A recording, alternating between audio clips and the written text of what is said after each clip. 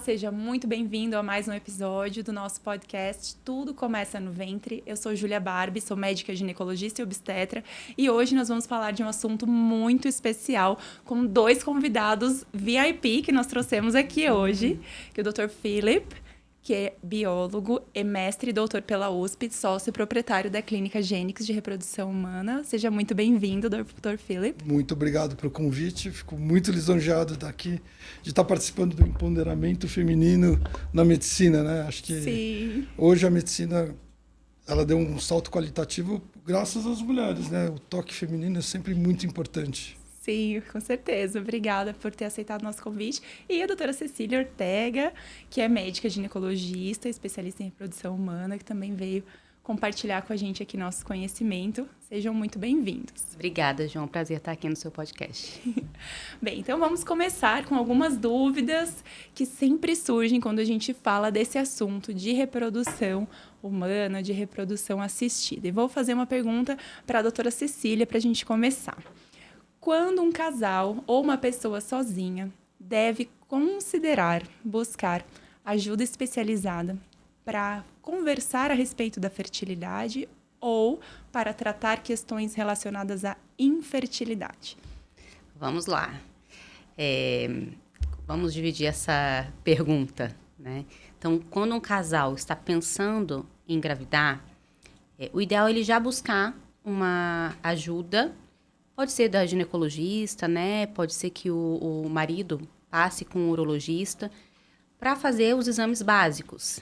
E eu considero alguns exames básicos para esse casal que não estão aí no rol da maioria dos médicos, né? Da maioria das pesquisas. Quais são esses exames? Para o homem, um espermograma. Acho que isso é um mínimo quando o casal vai tentar engravidar. É um exame básico, um exame simples de ser feito e que ele pode reduzir muito o tempo e a perda de tempo quando a gente fala de fertilidade. Porque se esse espermograma está muito alterado, por exemplo, não tem nenhum espermatozoide, né? A gente já vai pular aí uma grande etapa, que é esse casal ficar 1 ano tentando engravidar antes de buscar ajuda especializada, certo? Sim.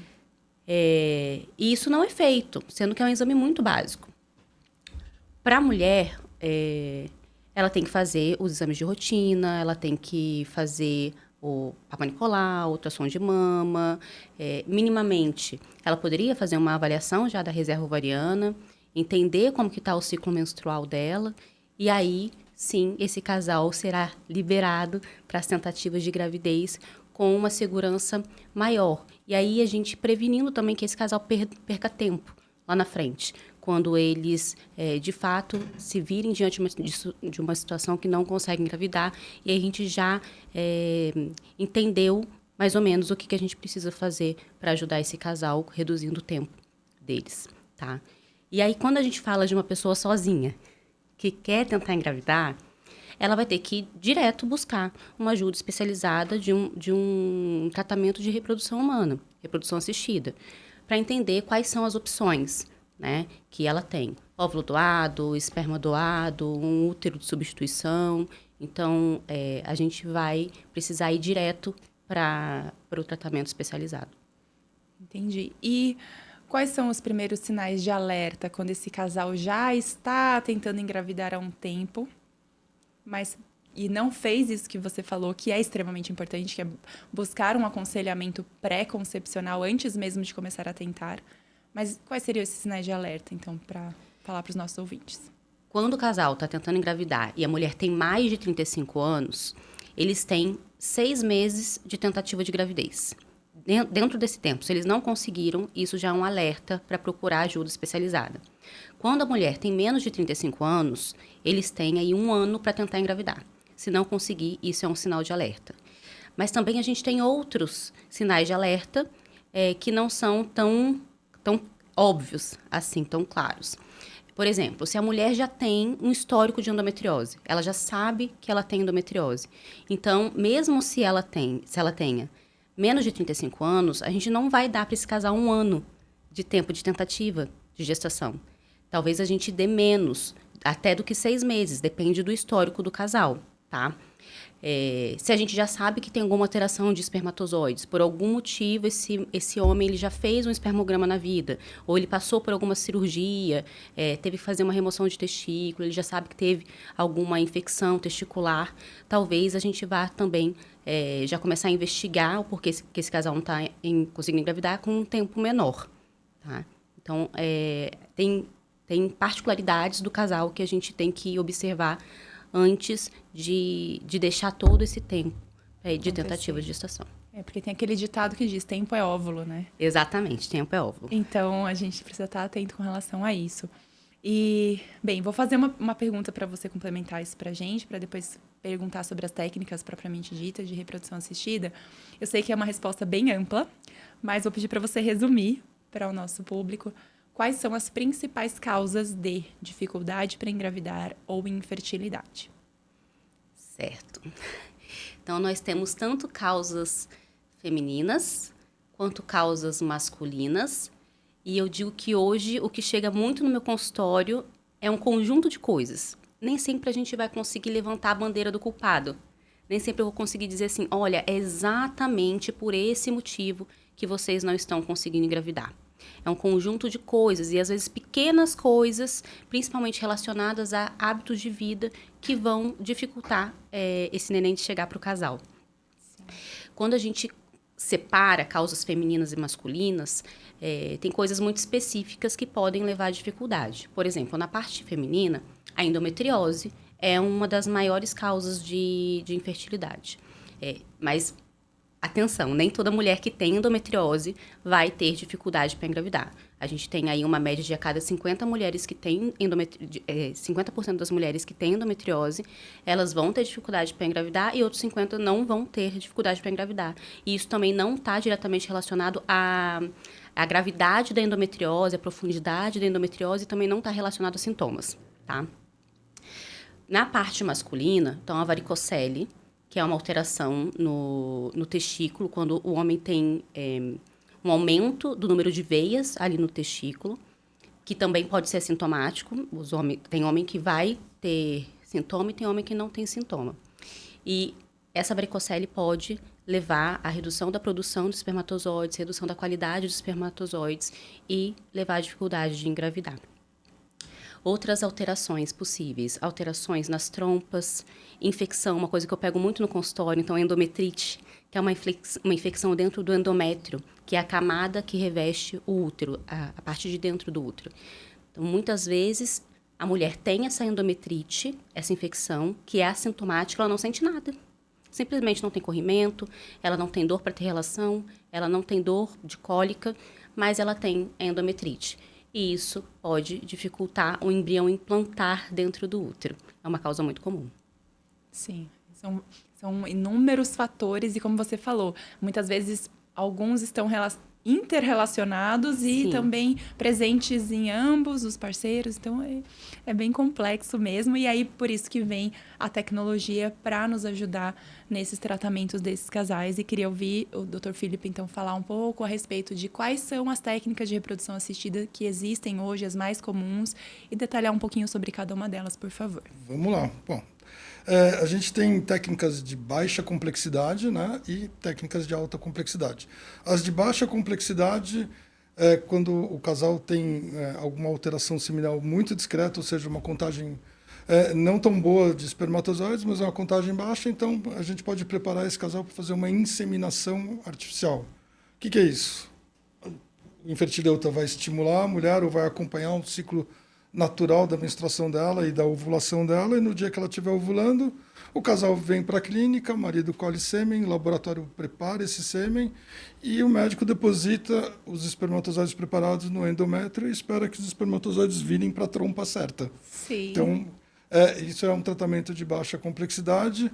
E aí um alerta também para as pessoas não tentarem fazer inseminações caseiras, né, com sêmens oriundos de doadores, enfim, não façam isso, procurem um médico, procurem um especialista, procurem um banco de sêmen homologado no Brasil. Então, isso é uma coisa muito importante que a gente vê frequentemente propagandas na internet falando sobre doadores de sêmen. Então, inseminação artificial é uma coisa bacana, tem taxas de sucesso de 15% a 25%, mas façam em clínicas sérias com profissionais qualificados. Então, antigamente, preconizava-se o coito programado. Então, no dia da ovulação, né, a mulher ligava para o marido, estou ovulando, venha para casa, vamos namorar.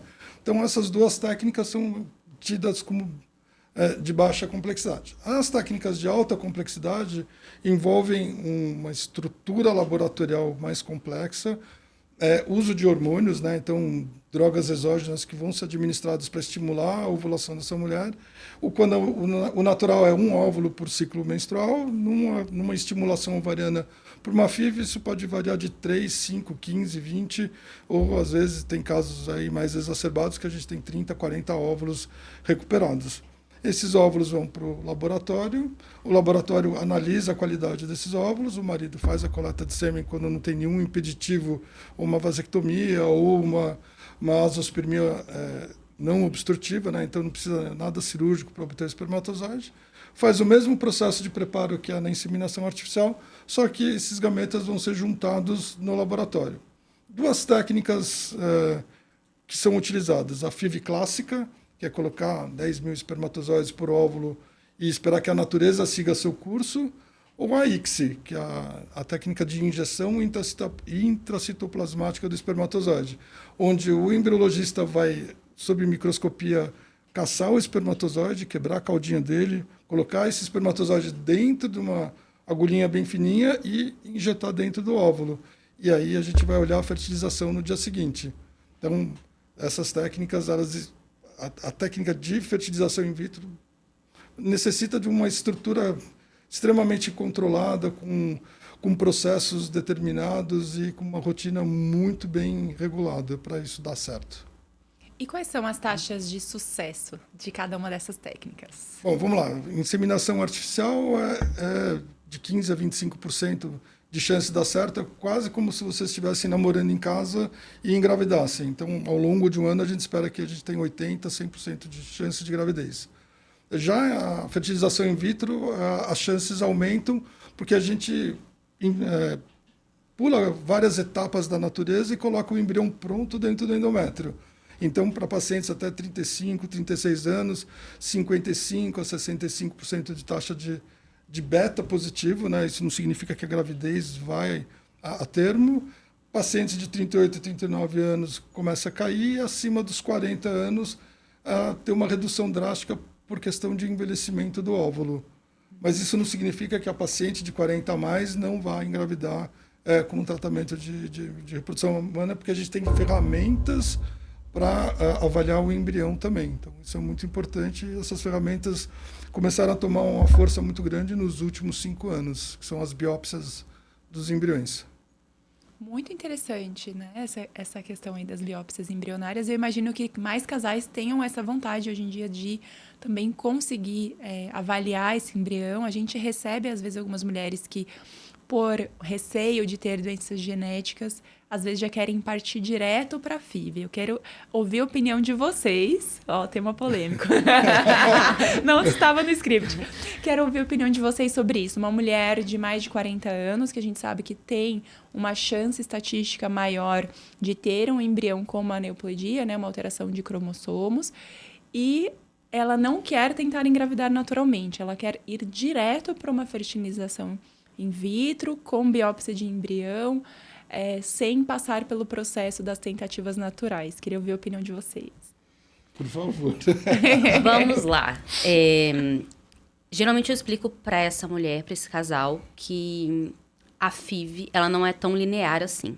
Óbvio que ela vai ajudar a a engravidar e reduzir os riscos tanto de aborto quanto de alterações genéticas. Mas hoje em dia, a gente não consegue fazer o painel genético inteiro do embrião. Então, a gente vai analisar as alterações genéticas mais comuns. Se esse casal tem um histórico na família de alteração genética e a gente consegue rastrear qual alteração genética é essa, e eles têm medo dessa alteração genética, a gente vai conseguir rastrear essa alteração no embrião.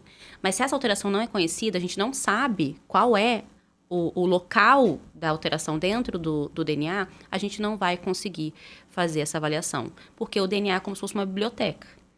Então, a gente consegue ver as prateleiras da biblioteca, a gente consegue ver os livros na biblioteca, só que para eu saber o que está escrito em cada livro, em cada página, se tem alguma coisa faltando, eu vou ter que pegar e ler cada livro. E a gente não consegue ler todos os livros da biblioteca, todas as páginas, ver todas as linhas, se tem alguma coisa faltando ou não. Então, a gente precisa saber exatamente qual é o livro, qual é a página, qual é a linha, para a gente poder investigar alteração genética.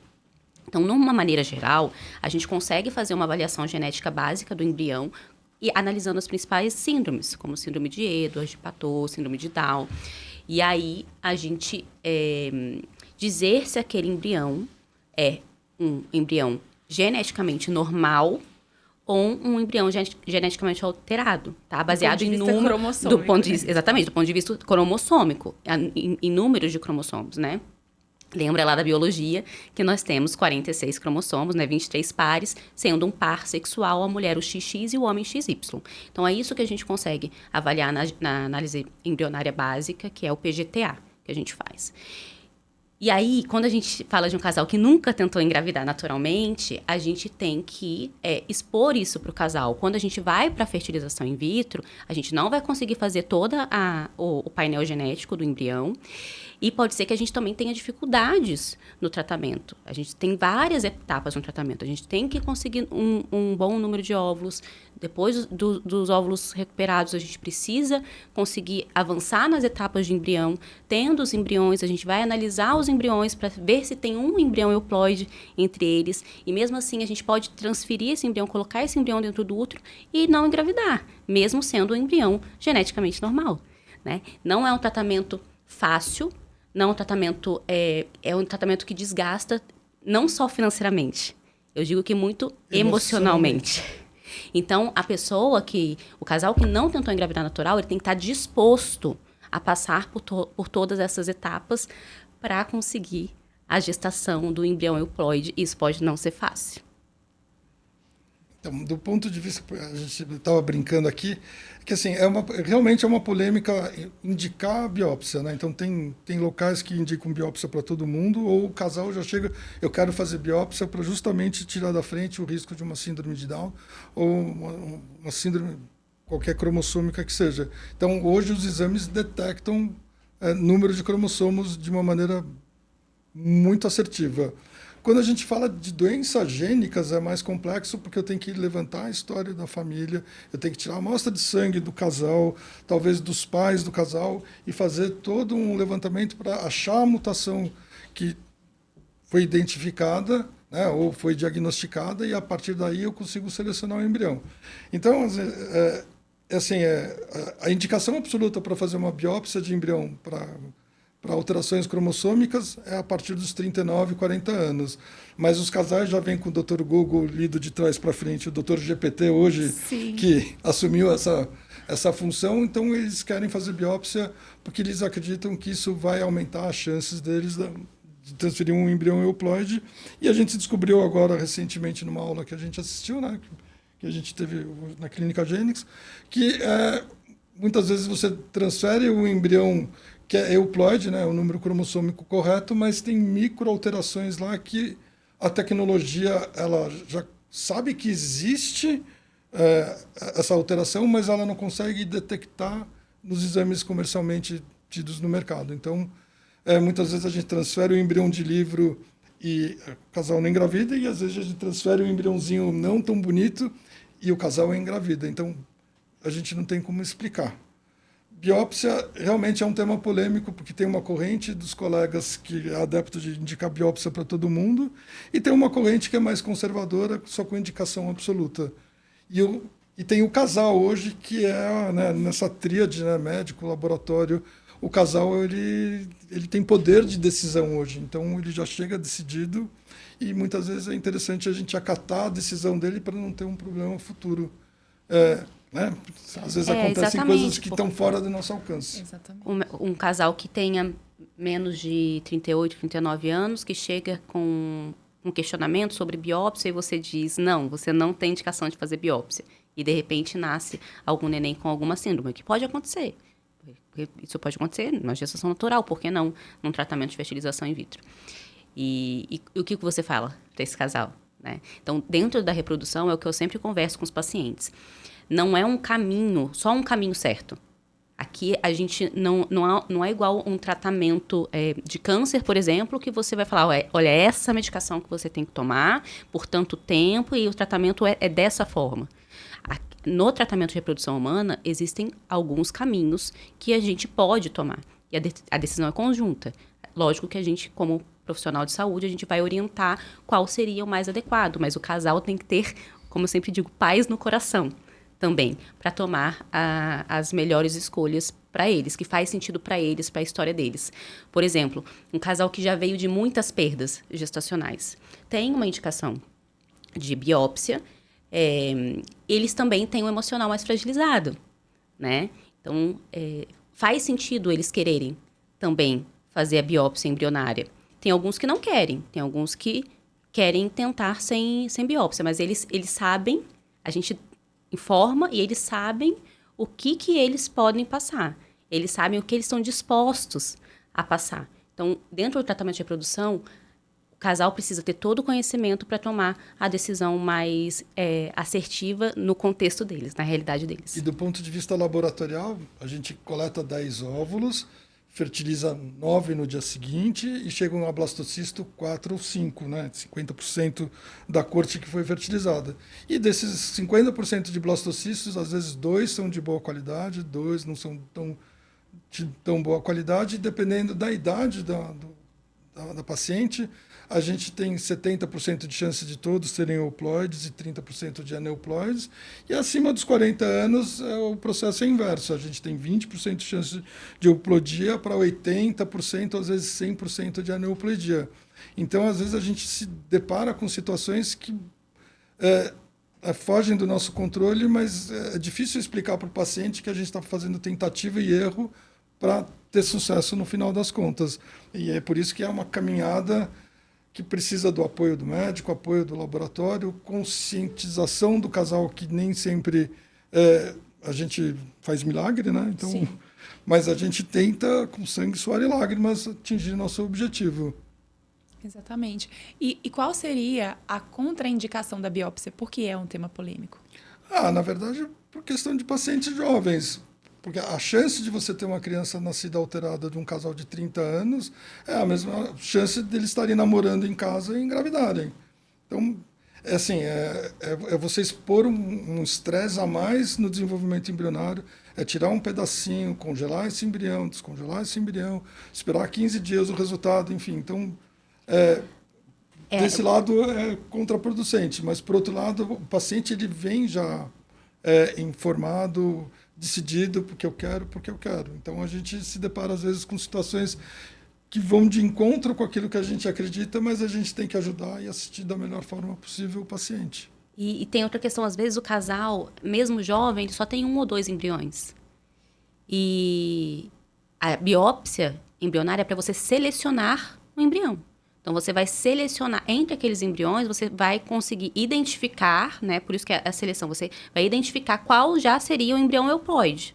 Né? Em vez de você ficar transferindo, você tem 5 embriões, em vez de você ficar transferindo de um em um, você vai direto saber, olha, esse aqui é o embrião euploide, então você está aumentando a chance desse casal engravidar, transferindo diretamente aquele embrião euploide. E diminuindo o tempo de espera desse casal, mas você não tem um aumento na taxa de gravidez. Essa é a questão, você não aumenta a taxa de gravidez. Se ele só tem 5 embriões e tiver algum euploide ali no meio, em algum momento ele vai ter aquela chance, a gente só não vai saber qual é o euploide, entende?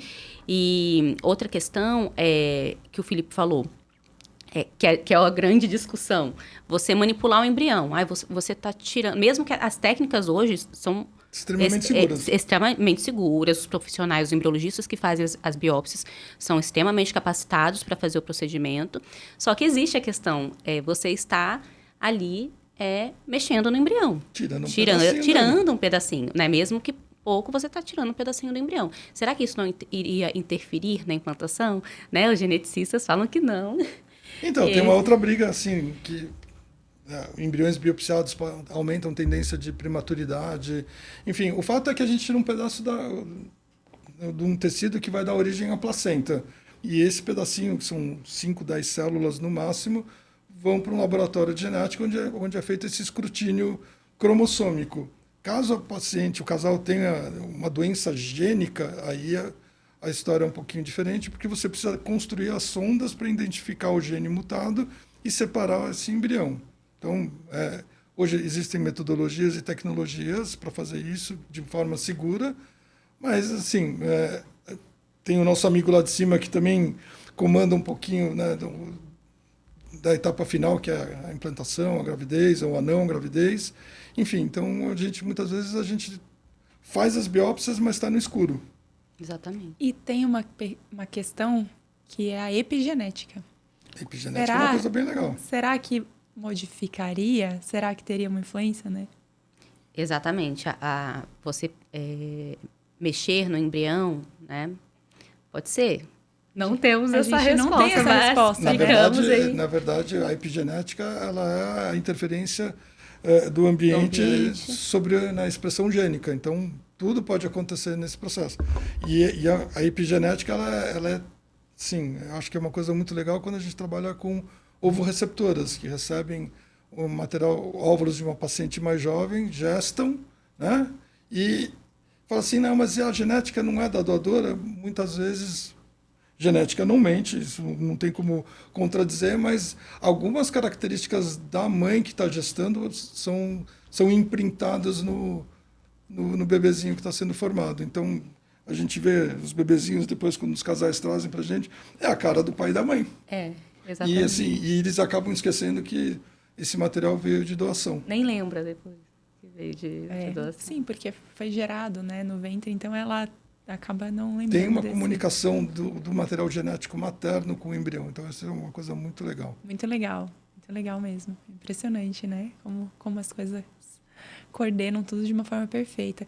E, bem, falando de epigenética, agora eu quero perguntar para você, Cecília, como é a abordagem do ponto de vista de estilo de vida desse casal que está se preparando para engravidar, seja naturalmente, que a gente até já conversou em outros episódios aqui do podcast sobre isso, mas principalmente para quem está se preparando para uma FIV, porque tem essa falsa impressão de que o laboratório vai resolver todos os seus problemas.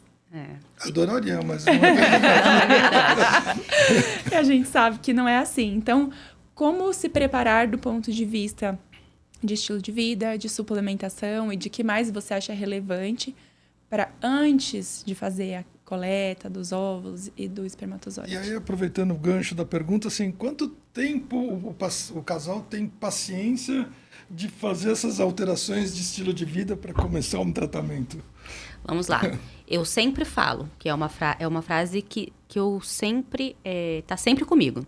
A FIV, ela não pode ser o primeiro passo, nem quando você precisa dela.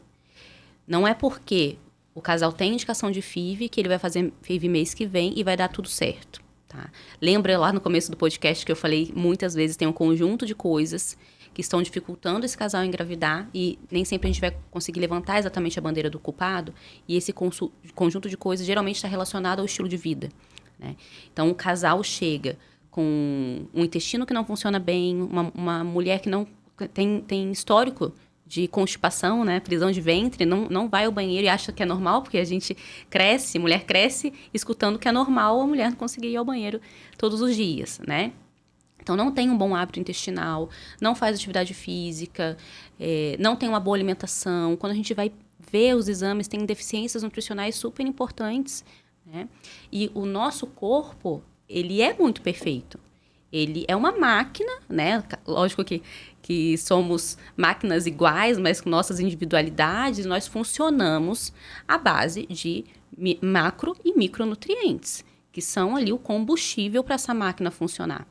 Então, como a gente quer que um outro corpo seja gerado dentro de nós, se nós temos deficiências, macrodeficiências e microdeficiências importantes, que não são corrigidas antes de ir para o processo de fertilização, né? Então, veja bem, a gente vai pegar um embrião e a gente vai colocar esse embrião dentro de um ambiente que não está preparado para recebê-lo, né? A gente sabe que é uma frase muito comum no nosso meio da integrativa, né? Que a gestação é o evento imunológico mais complexo do corpo humano. Então, para esse embrião ser aceito dentro do útero, tem que existir ali um equilíbrio imunológico de defesa né, do corpo. Então, as células de defesa, elas têm que estar equilibradas para quando aquele embrião chegar ali, elas identificarem que é um embrião e deixar ele ficar. Se está tudo bagunçado, se o sistema imunológico está bagunçado, se a microbiota está bagunçada, se elas estão com deficiência nutricional, elas não vão entender que aquilo é um embrião. E não, você vai colocar 1 embrião, 2 embriões, 3 embriões, 4, 5, 6 vezes e não vai engravidar. Então, a gente precisa corrigir esse ambiente. Eu considero 5 pontos importantíssimos de ajuste antes da gente ir para o tratamento.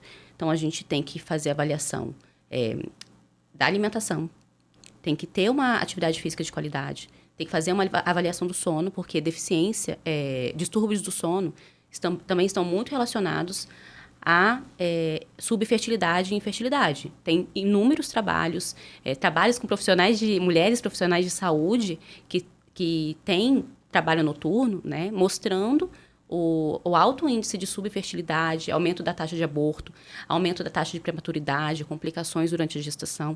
Então, o sono, ele é um pilar muito importante para a saúde da mulher, para a fertilidade, tanto da mulher quanto do homem, porque também vai interferir no eixo hormonal masculino e na espermatogênese, que é a formação dos espermatozoides. Então, tanto em quantidade de espermatozoide quanto em qualidade.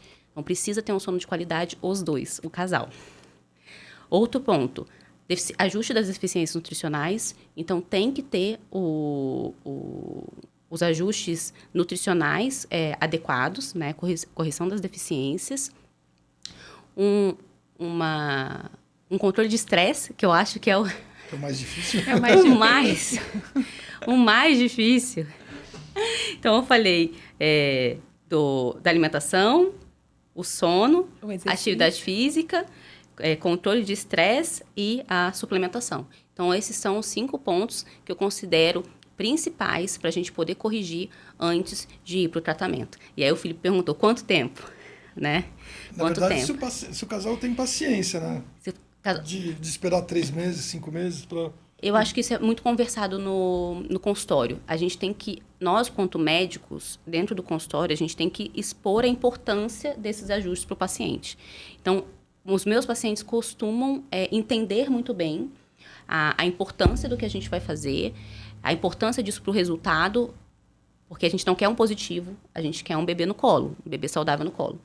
Então, eu explico muito bem isso para eles e eles compram a ideia e se comprometem, na maioria das vezes, e a gente consegue esse tempo de pelo menos 2, 3 meses antes de ir para o tratamento de fertilização. Claro que, muitas vezes, a gente não tem todo esse tempo. Eu não consigo 3 meses com o casal, por exemplo, quando eu tenho uma baixa reserva ovariana. Quando a mulher tem um antimileriano, que é aquele hormônio que avalia a reserva ovariana muito baixo, né, uma contagem de folículos, que também é um exame que a gente faz através do ultrassom para fazer a avaliação da reserva ovariana. Então, uma contagem de folículos muito baixa. Eu converso com esse casal, muitas vezes a gente vai dar ali 2 meses no máximo para fazer esses ajustes para a gente ir para o tratamento. Né? E, às vezes, o que eu converso também a gente vai fazer essa primeira etapa, que é a coleta de óvulos e a formação dos embriões. E aí a gente vai congelar esses embriões, deixar esses embriões congelados, e a gente vai dar mais um tempo de preparo do corpo para aí sim a gente poder transferir embrião com uma segurança maior e maior taxa de gravidez. Então a gente também pode fazer por etapas, dependendo aí do histórico do casal. E os esquemas assim de rejuvenescimento de tecido ovariano, isso... Porque a gente escuta muitas pessoas falando, pedindo, perguntando, isso é mito, é verdade? Existe alguma coisa que possa melhorar? Vamos lá. O que a gente sabe é assim, a mulher já nasce com todos aqueles óvulos já prontos. Então, ela não vai mais produzir óvulos durante a vida. E esses óvulos começam a sofrer a influência do ambiente, do que a gente faz com o nosso corpo, do nosso estilo de vida, mais acentuadamente ali no último ano. Então, o óvulo que a gente está liberando hoje, ele começou a sofrer mais as influências do ambiente há 1 ano atrás. E muito mais acentuadamente nos últimos 3 meses, que é quando eles estão mais expostos, né? Quando essa agressão que esse óvulo já sofreu, a gente não consegue tirar. É isso que eu converso com os pacientes. Essa alteração você não consegue mudar. O que você vai conseguir mudar dali para frente é melhorar seu estilo de vida para que essa agressão não continue acontecendo. não piore. Então, você não vai rejuvenescer os seus óvulos. Você vai parar de agredir, né, de piorar a qualidade dos seus óvulos. Com melhora do estilo de vida, com o uso de antioxidante, né, com melhora do sono, com sono de qualidade. É isso que a gente consegue fazer. E aí tem os estudos, uso de terapia diretamente no ovário, né, que aí como PRP, mas aí são totalmente experimentais ainda, né, e são muito controversos. Para algumas pacientes pode ser que você tenha uma melhora ali no recrutamento folicular, então não que você vai conseguir produzir mais óvulos, você vai conseguir ter um pouco mais de folículo antral ali na primeira fase do ciclo, né? Mas isso acontece para algumas pacientes e para outras não, então os estudos não são conclusivos em relação a isso. O que a gente sabe é que a gente precisa dar o maior suporte nutricional, metabólico, para que essa ovulação aconteça e para que esses óvulos se desenvolvam da melhor forma possível. Exatamente. Né? Porque eles estão lá paradinhos naquele estágio inicial, mas todo esse processo de recrutamento folicular e de desenvolvimento desse oócito, ele vai depender de micro e macronutrientes, como você falou. E se essa mulher está desnutrida, né? Que a gente tem a fome oculta, né? Que é aquele conceito que fala a respeito de uma mulher que você olha para ela, parece normal, eutrófica, mas você vai ver, tem deficiências importantes de macro e micronutrientes. Então, é uma questão lógica. Se você precisa de todos esses macro e micronutrientes para fazer toda essa captação, esse recrutamento e essa ovulação da melhor forma possível e essa implantação desse embrião no endométrio, como que a gente não vai olhar para isso? Exatamente. Né? Que é um equívoco que a gente vê em muitos profissionais e muitos colegas, né? Assim, recentemente eu atendi uma mulher que veio numa primeira consulta comigo, nunca a tinha visto, e falou assim, eu estou me preparando para fazer uma transferência de embrião, vai acontecer daqui 10 dias. E aí eu falei para ela, tá bom, ok, seja bem-vinda, porque eu não trabalho com reprodução assistida, mas a gente faz esse tipo de avaliação e com esse comprometimento, com esse preparo para essa mulher, né, para o casal, enfim. E aí eu olhei os exames que ela já tinha do mês passado, identifiquei vários pontos que precisam ser melhorados. E aí ela já tinha uma primeira gestação com o diagnóstico de diabetes gestacional, ela estava com uma resistência à insulina, claramente pelo exame do mês passado, ou seja, não é uma coisa que foi lá atrás e ficou para trás. E a gente avaliando outros pontos de alimentação, rapidamente, estilo de vida, de uma forma mais detalhada, eu vi claramente, olha, seguinte, vamos conversar. Você tem o fator de risco principal, que é a sua idade, que não é modificável. O segundo fator de já ter tido uma diabetes gestacional na gestação anterior também não é modificável, porque faz parte da sua história. Você tem esse ponto e você tem uma resistência à insulina no exame. Como que a gente vai partir para uma FIV daqui a 10 dias sem resolver essa resistência à insulina? O seu embrião está lá congelado. Não existe uma pressa tão grande de fazer isso agora. Será que não seria melhor a gente preparar um pouquinho? Você vai na nutricionista, a gente organiza melhor a casa e depois, daqui 1, 2, 3 meses, não sei, a gente reavaliar e aí sim indicar essa transferência, porque a chance de você ter uma diabetes gestacional nesse contexto agora que eu estou te avaliando é muito grande. Você sabe que a diabetes gestacional, ela precisa ter um acompanhamento muito de perto, você precisa fazer o destro várias vezes por dia. Ela, eu não fiz isso na outra gestação. Eu falei, ai. Mas entra naquilo da gestação a qualquer custo, né, Ju? Eu converso com os pacientes. Não é ter o bebê a qualquer custo. O que você vai ter que viver nessa gestação para esse neném chegar? Olha os riscos que você vai passar. Então, se a gente tem a oportunidade de resolver muitas coisas antes e reduzir muitos riscos antes, por que não fazer? Né? É porque dá trabalho. Isso. Dá trabalho, e custa. Ninguém gosta de trabalhar muito. Né? Assim, custa, né? Disciplina de seguir à risca as orientações do médico. Então, é complicado. Então, nem sempre os pacientes seguem exatamente aquilo que a gente pede. Né? Eu tenho pacientes que eu peço, vamos fazer 2 meses. Muitas vezes eu já falo na primeira consulta, olha, vocês já podem ir mudando o estilo de vida até vocês voltarem aqui comigo com os exames, né? Porque até conseguir fazer todos os exames, demora. São exames que dependem da época do ciclo menstrual. Então, a gente sabe que demora mais de um mês para conseguir fazer todos os exames. E aí, é um tempo suficiente para já melhorar o estilo de vida. E eles voltam, não, a gente esperou voltar aqui com os exames. Poxa vida, mas... O difícil é lidar com a ansiedade das pessoas, né? Então, e assim, dentro do laboratório é a mesma coisa, porque a gente tem uma rotina e o paciente está ligando de manhã para saber o que aconteceu com os embriões dele. E muitas vezes a gente não consegue atender. Então, essa ansiedade também, pré-tratamento, durante o tratamento e a espera dos 15 dias para fazer o beta, acho que precisa ter um suporte, precisa ter um apoio, precisa ter conversa, né, de uma equipe multidisciplinar, psicólogo, né, para muito que importante. a gente consiga driblar as tensões, porque muitas vezes as pacientes perguntam assim, mas se eu tomar hormônio eu engordo? Engorda se você for brigar com a geladeira. Tem efeito colateral de hormônios? Tem sim, vai aumentar um pouco mais a sensibilidade, vai ficar um pouco mais agressivo, mais, né? Enfim, é hormônio, mas não tem efeitos colaterais muito grandes. Então, lidar com essa ansiedade é um problema. E como vocês fazem isso do ponto de vista prático, para ajudar esses casais a lidar melhor com a ansiedade?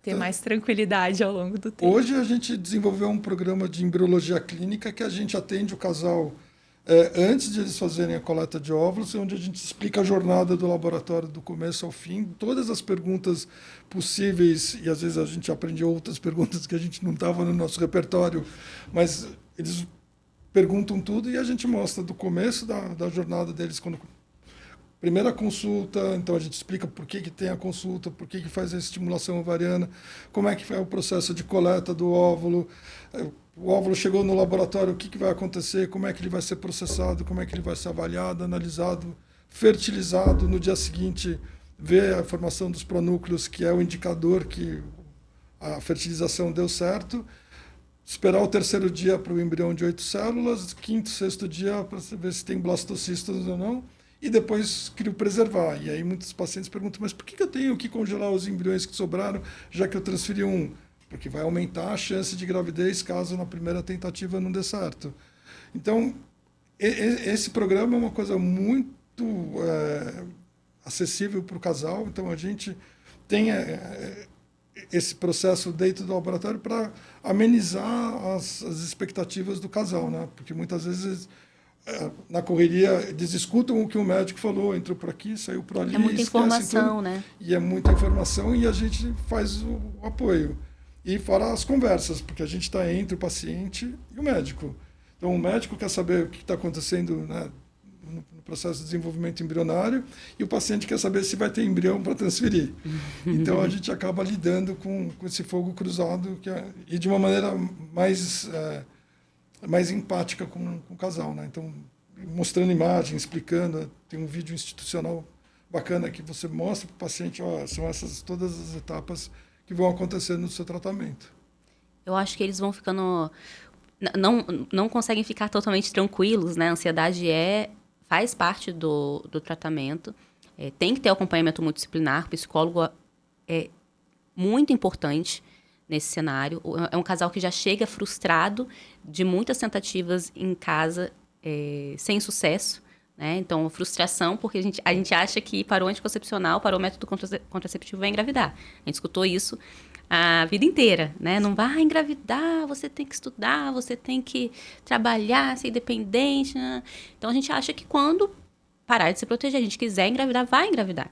Então, não conseguir engravidar já é muito frustrante, né, naturalmente. E quando você vai para o tratamento, já vem toda aquela sensação de impotência, de frustração, né, muita ansiedade, porque é um tratamento que você não tem garantias. Então, a gente não pode prometer uma gravidez. Não pode prometer. Então, a gente promete que vai fazer tudo que a gente pode, né, até o fim, que a gente vai lutar até o fim, mas a gente não consegue prometer o bebê no colo. E eu acho que é muito importante a gente conseguir deixar muito claro todas as etapas do tratamento para o casal. E a gente explicar exatamente a realidade.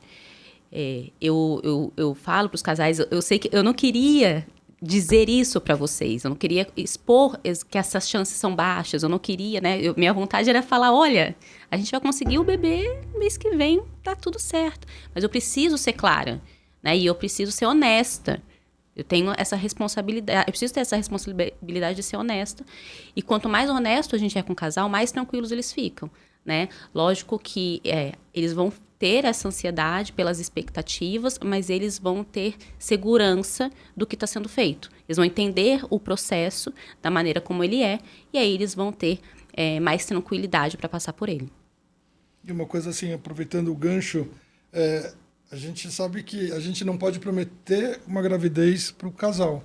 Mas com as ferramentas que a gente tem hoje, então, as mulheres que querem postergar, e isso está claro na sociedade atual, né, que a mulher está enveredando o mercado de trabalho, pós-graduação, se colocar, né, profissionalmente para depois pensar em formar família. Congelem seus óvulos com 30, 34 anos de idade, que vocês podem fazer um planejamento reprodutivo para engravidar aos 40 sem grandes problemas. Pelo menos assim a gente deseja, imagina e espera. Sim, isso mesmo. Então, esse é um assunto muito interessante, né? Da criopreservação dos ócitos. Sim. E aproveitar que você falou sobre isso, acho que a abordagem do ginecologista, né? A importância do ginecologista geral, que está ali atendendo aquela mulher todos os anos, coletando os exames preventivos, de falar sobre isso no consultório, né? Eu Muito acho que importante. é fundamental. Ainda que você não vá fazer o procedimento ou indicar, mas conversar sobre isso, né? Eu acho que tem que fazer parte da nossa anamnese, lá, do nosso checklist de perguntas, porque às vezes não conversar sobre isso faz com que esse tempo tão precioso se perca ou se transforma em algo muito mais problemático para essas mulheres. É o que a gente escuta muito. Eu escuto muito no consultório. Poxa, se tivessem me falado antes, se tivessem me explicado, colocado essa opção para mim, eu teria congelado meus óvulos, né? E a gente recebe muitas pacientes acima dos 40. A idade média de paciente no consultório é acima dos 40 anos, né? Para tratamento de reprodução. E elas falam isso. Eu teria congelado meus óvulos, né? Não era tão simples há um tempo atrás.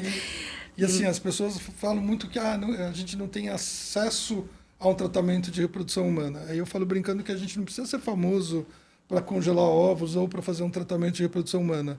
Hoje, pelo menos a nossa clínica ela é aberta para conversar com qualquer paciente que bater na nossa porta. Vamos procurar uma solução para aquele casal. Tratamento individualizado, personalizado, e o nosso atendimento também tem que ser assim, porque a gente pode parcelar, a gente pode... Tem outras opções, até para fazer uma ovo-doação compartilhada, então você tem um subsídio no tratamento. Então, hoje você tem alternativas que são acessíveis, que são éticas, que são transparentes e que vão ajudar um monte de gente. Sim, exatamente. E a gente gostaria de falar um pouco também, se a Cecília assim permitir, dessa jornada, né? Dessa jornada aí da FIV, das tentativas. Se você puder compartilhar um pouquinho com a gente. Da minha jornada. Isso. Eu fui uma paciente, né, tentante de FIV, passei pela essa jornada do tratamento, por todas essas tentativas de gravidez natural, a frustração de não conseguir, me vi diante dos diagnósticos, né, de infertilidade e a indicação de fazer a fertilização in vitro, que também não foi fácil para eu aceitar, né? O casal, quando chega, ele não... Ninguém sonhou, né? E acordou e falou, nossa, meu sonho é engravidar de FIV. Né? Não, a gente quer engravidar natural, mas a FIV está aí como uma ferramenta que ajuda muitos casais a engravidarem. E eu precisei passar por essa jornada da fertilização in vitro. Não foi fácil, não é uma jornada. Então, quando a paciente vira para mim e fala assim, nossa, doutora, é tão difícil, eu falo, eu sei, é difícil. Então, parece que é um caminho linear e não é um caminho linear. Parece que a gente vai chegar lá, vai coletar os óvulos, vai ter os embriões lindos, vai transferir embrião e vai dar tudo certo. E nem sempre a gente é tão assertivo assim, não é dessa forma. Então, eu tive que fazer 2 coletas de óvulos. Então, apesar de ter uma boa reserva ovariana, de ter muitos folículos, né? Tive que fazer por 2 vezes coleta de óvulos para poder ter bons embriões E durante o tratamento eu me vi, que é uma coisa interessante de falar, né? Eu já tinha uma mudança de estilo de vida, eu já entendi a importância de me alimentar bem, de fazer atividade física, de corrigir as deficiências nutricionais, de dormir bem. Então, eu fui traçando ao longo do tempo estratégias para eu conseguir ir melhorando cada vez mais. Porque não é fácil, a gente tem que abrir mão das coisas, né? Então, a gente que trabalha muito, que a gente trabalha como obstetra, tem trabalho noturno, né, dá plantão. Então, eu tive que ir fazendo as escolhas ao longo do tempo. Veja, olha, a gente está tendo essa dificuldade aqui, então a gente tem que fazer o planejamento, eu tenho que reduzir, né, a carga horária, eu tenho que conseguir dormir melhor, eu tenho que conseguir ter uma rotina de atividade física, o que eu preciso fazer, qual que é a minha parte, o que eu preciso fazer para ajudar também o tratamento dar certo. E a gente não pode deixar só na mão do laboratório, né, do médico. E aí eu fui construindo isso ao longo do tratamento. Precisei fazer acompanhamento com psicóloga, porque também era muito difícil para mim, né? Todo o processo, por mais que eu conhecesse tudo. E acho que ainda mais por conhecer tudo, né? Todas as etapas, tudo o que envolvia. Eu precisei muito me fortalecer mentalmente para conseguir avançar nas etapas do tratamento. Ainda mais que eu tive uma perda anterior, né? Então, eu engravidei natural, perdi o bebê, foi uma época muito difícil, e aí depois você não consegue engravidar de novo e tem que ir para o tratamento. Então, o acompanhamento psicológico foi muito importante para mim nessa fase. O acompanhamento multidisciplinar, então tinha nutricionista, tinha psicólogo, tinha um médico fazendo acompanhamento. E aí eu precisei fazer 4 vezes transferência de embrião. Então, me vi jovem, eu e meu marido jovens.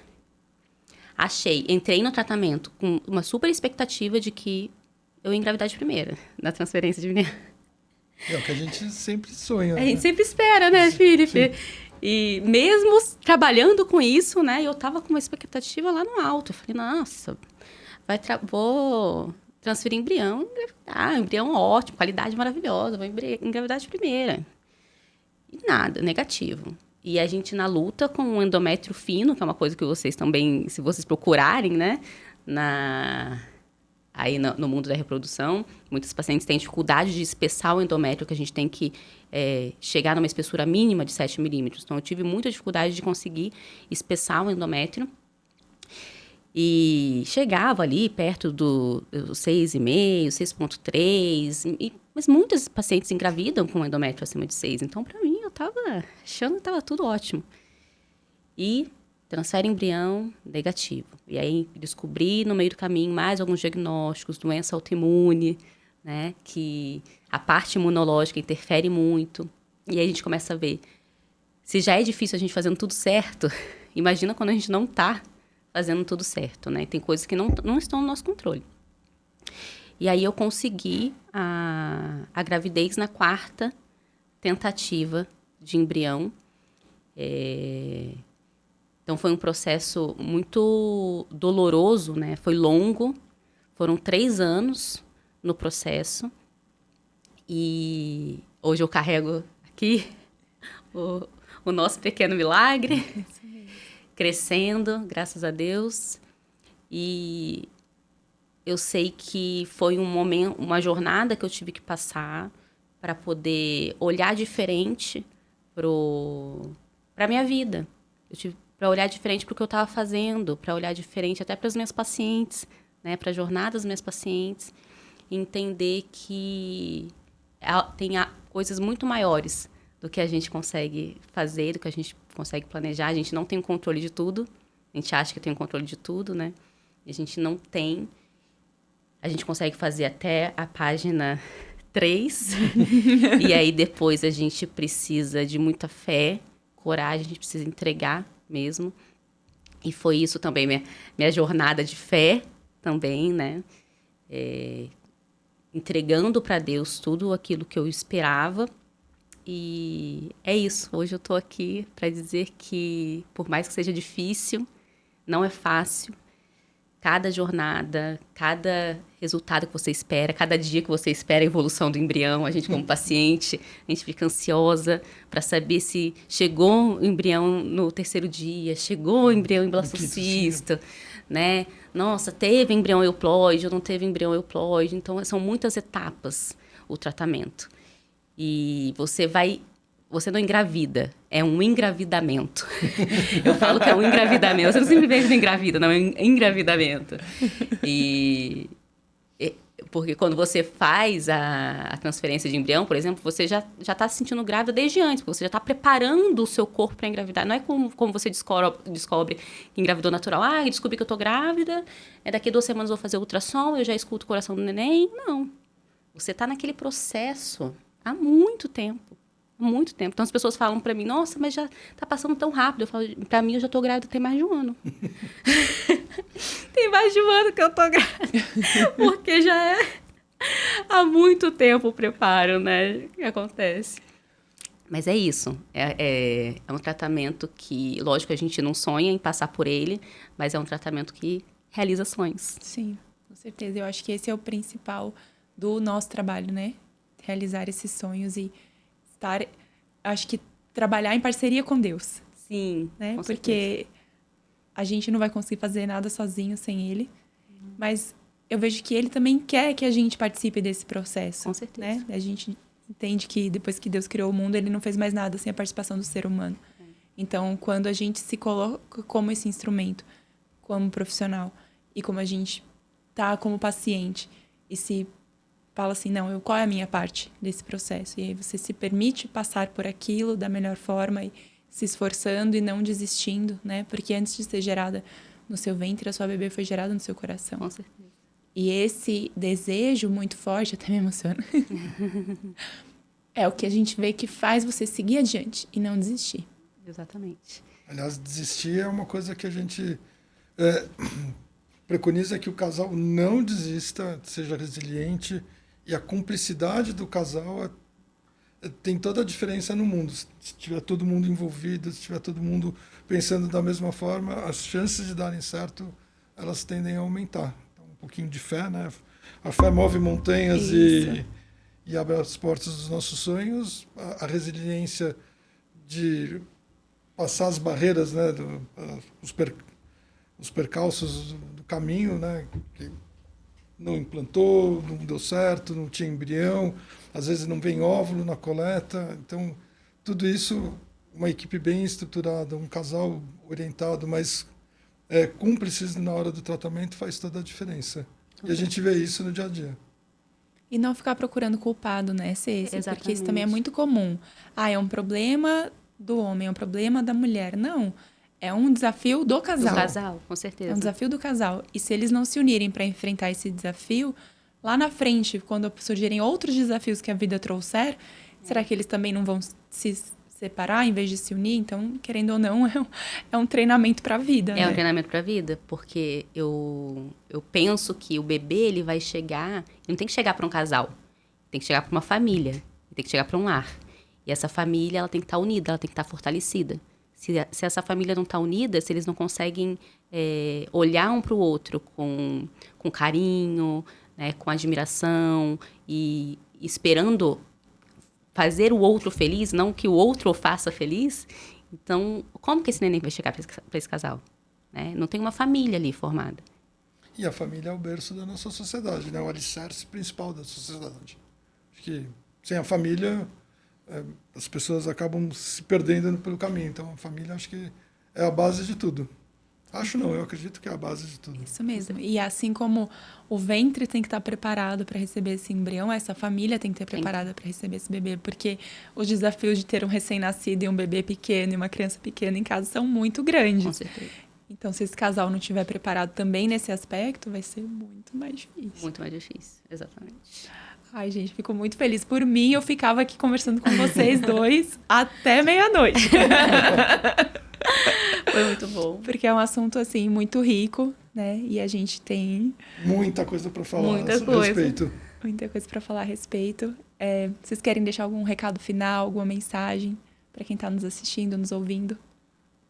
Bom, assim, eu acredito que todo casal que queira constituir família não deve desistir na primeira intempérie que passar pela frente. Então, é uma jornada, é uma montanha-russa de emoções, enfim.